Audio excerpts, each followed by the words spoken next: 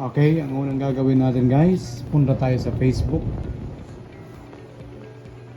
Ayan, kung papansin nyo, yung background ng Facebook natin ay naka-bright mode. So gagawin natin siyang dark mode. So punta tayo dito sa right side, yung profile natin.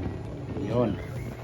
Then, punta po tayo sa scroll down po natin. Punta po tayo sa settings and privacy. Ayan. So dyan natin makikita ang ito po, yung dark mode natin. Ayan yung dark mode natin. I-click lang natin yan and automatic po from bright mode magiging dark mode siya. Okay? So click lang po natin yan. Ayan. Then nakalagay dyan kung i-on natin ba yung dark mode para kahit papano ay makakatipid tayo sa battery.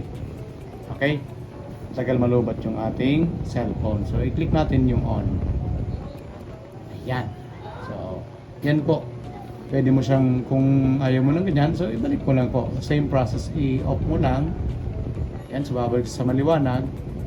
Pero kung gusto mo talagang naka-dark mode siya, and kahit pa paano makapagtipid ka sa battery, so i-dark mode mo siya. Nag-FB ka.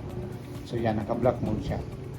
So, yan po ay sa FB lang. Kung papansin nyo yan, background ng FB natin ay naka-dark mode na. Ayan. Okay, ayan. Balik natin. On ulit natin. So yun, naka-dark mode na po siya. Okay, so ganun lamang po ang pag-adjust ng brightness ng ating FB. Sa FB lang po yun. Okay? So thank you. Sana po nakatulong.